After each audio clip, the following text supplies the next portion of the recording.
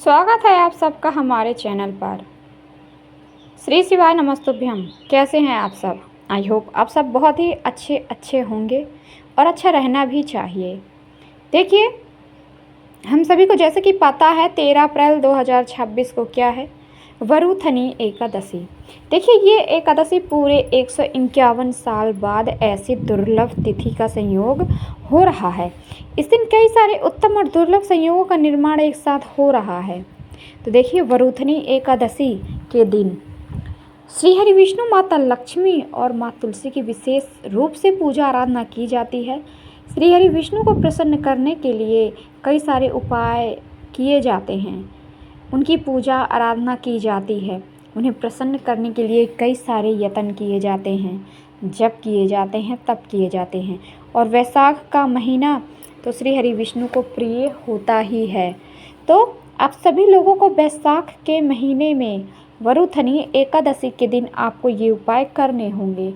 और कौन कौन से उपाय करने हैं ये आप सभी लोगों को सुनने को मिलेगा हमारे इस वीडियो में। तो वीडियो में लगातार बने रहिएगा। वीडियो ज़रा सी भी अच्छी लगे तभी वीडियो को लाइक करना है, अच्छी नहीं लग रही है तो कमेंट में बता दीजिएगा, ठीक है ना। तो वरुथनी एकादशी का दिन तो आपको पता ही है। इस दिन माँ तुलसी का व्रत होता है। निर्जला व्रत वो रखती हैं हर एकादशी को श्री हरि विष्णु जी के लिए। तो कुछ चीज़ों का आपको ध्यान देना होगा कि आपको क्या क्या जानकारियाँ रखनी हैं इस दिन के लिए, एकादशी के लिए। कुछ ऐसी बातें हैं जो हर एकादशी को आपको बड़े ही ध्यान में इन बातों को रखना होता है। वो कौन कौन सी बातें हैं? देखिए, एकादशी के दिन व्रत होता है माँ तुलसी का निर्जला। तो आपको इस दिन जल अर्पित नहीं करना है माता तुलसी को, ठीक है ना। क्या नहीं करना है? जल अर्पित नहीं करना है।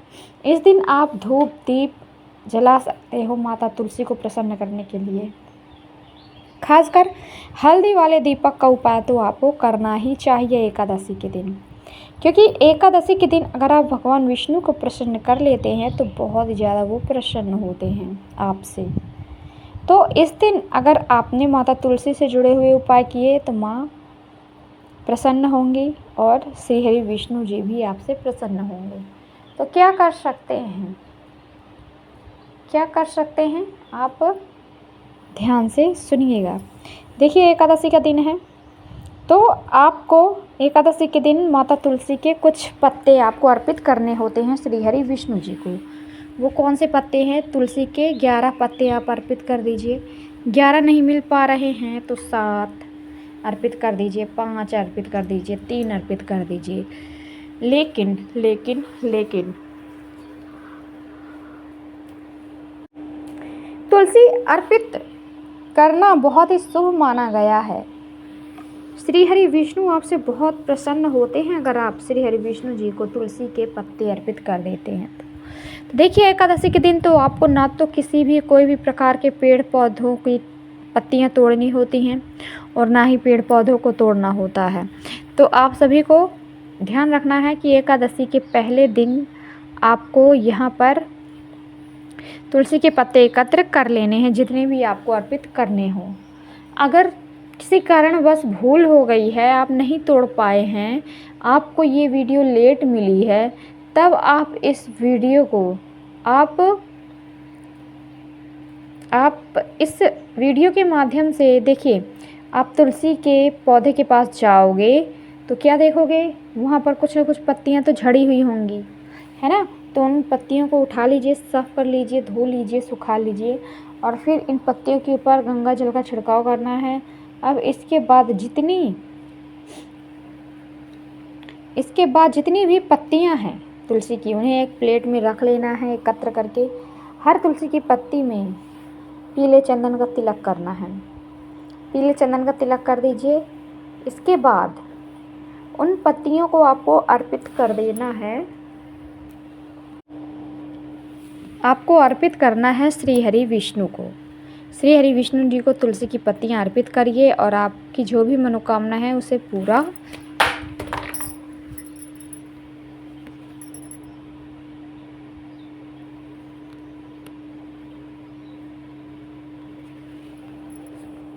अर्पित करते समय ओम नमो भगवते वासुदेवाय नमः, ओम नमो भगवते वासुदेवाय नमः का मंत्र आपको जाप करते जाना है। श्री हरि विष्णु जी को प्रसन्न करना है। तुलसी की पत्तियां अर्पित करनी है। बाद में इन तुलसी की पत्तियों को आप अपने पास रख लीजिए, अपने पर्स में रख लीजिए, अपनी तिजोरी में रख लीजिए।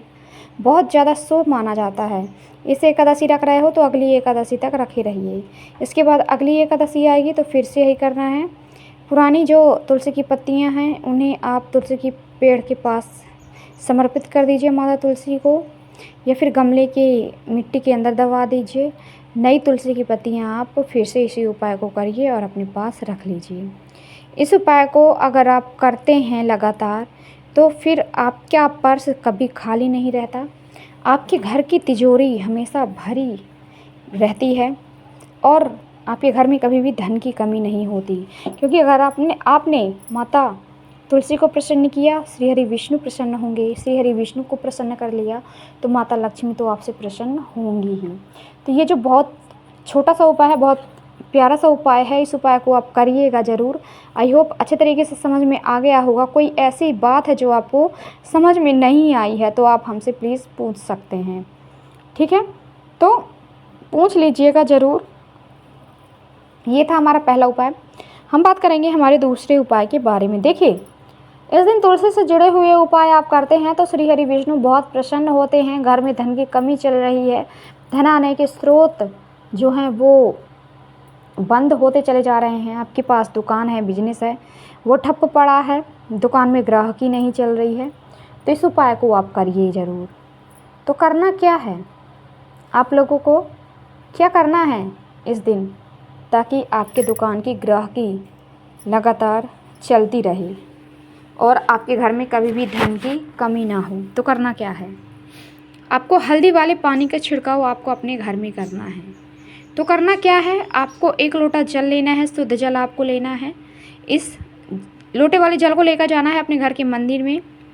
इसके बाद 2 से 3 चुटकी आपको हल्दी का पाउडर लेना है, इसे भी लेकर रख लेना है अपने घर के मंदिर में ही, और वहाँ पर आसन लगाकर बैठ जाना है। सबसे पहले श्री हरि विष्णु जी के सामने, माता लक्ष्मी के सामने एक लंबी बाती वाला दीपक तैयार करके रख लेना है और माता लक्ष्मी श्री हरि विष्णु जी के सामने आपको प्रज्वलित कर देना है। इतना करने के बाद आपने जो हल्दी ली है उस हल्दी को 1-1 चुटकी करके लोटे में डालोगे और श्री ओम नमो भगवते वासुदेवाय नमः का मंत्र जाप करोगे। क्या? ओम नमो भगवते वासुदेवाय नमः का मंत्र आपको जाप करते जाना है। इस लोटे के जल के पानी को आपको घोलते जाना है हल्दी मिलाते हुए। इसके बाद जब हल्दी घोल देते हैं तो उसके बाद थोड़ा सा गंगा जल भी डाल देना है इसी जल के अंदर। अब ये जल आपका तैयार हो गया है, बहुत ही प्रभावशाली है, बहुत ही शक्तिशाली है। तो इस जल का करना क्या है, छिड़काव करना है। सबसे पहले अपने घर के मंदिर में ही करिए, फिर किचन में, फिर जितने भी घर में रूम है हर एक रूमों में इस जल का छिड़काव करिए। आपके घर में आंगन है, बरामदा है, बालकनी है, वहाँ पर भी इस जल का छिड़काव करिए। इसके बाद अपने घर के मुख्य द्वार पर भी इस जल का छिड़काव कर दीजिएगा, क्योंकि मुख्य द्वार ही है जहाँ से आपके घर में पॉजिटिविटी का प्रवेश होता है। तो इस उपाय को आप करिएगा ज़रूर और बताइएगा कैसी लगी हमारी वीडियो। और दूसरा उपाय, आई होप दूसरा उपाय भी आप सभी लोगों को समझ में आया होगा, है ना? बहुत ही सरल सा छोटा सा ही उपाय है। अगर बिजनेस नहीं चल रहा है तो बिजनेस वाले स्थान पर आप इस जल का छिड़काव कर दीजिए। माता लक्ष्मी का प्रवेश होगा आपके दुकान में, आपके बिजनेस में। तो छिड़काव करिएगा ज़रूर, बहुत ज़्यादा लाभ मिलता है, ठीक है? ये दूसरा उपाय था, बहुत ही छोटा सा है। और एक दीपक वाला उपाय जो तीसरा उपाय है हम इसको बताएंगे। एक दीपक वाला उपाय अगर आप करते हैं तो आपकी सभी मनोकामनाओं की पूर्ति होती है, आपकी सभी मनोकामनाएं पूरी होती हैं। तो एक दीपक वाला उपाय आपको करना ही करना है वरुथनी एकादशी के दिन शाम के समय सूर्यास्त के बाद या फिर सुबह सूर्योदय होने के पहले। तो करना क्या है, एक दीपक तैयार कर लेना है, चौमुखी दीपक आप तैयार कर लीजिए, इसके अंदर घी डाल दीजिए और इस दीपक को प्रज्वलित करके कहाँ पर आना है, प्रज्वलित करना है आपको पीपल के वृक्ष के पास। इस दीपक को प्रज्वलित कर दीजिएगा अपनी मनोकामना कहते हुए, क्योंकि पीपल के वृक्ष में 64 करोड़ देवी देवताओं का वास होता है। तो आप करिए और फिर इसका चमत्कार देखिए, बहुत ज़्यादा आपको लाभ मिलने वाला है, ठीक है? तो करिएगा ज़रूर। कैसी लगी वीडियो ये भी बताइएगा ज़रूर। तो मिलते हैं नेक्स्ट वीडियो में। आपका दिन शुभ हो, मंगलमय हो, यही कामना रहेगी मेरी हमेशा ईश्वर से।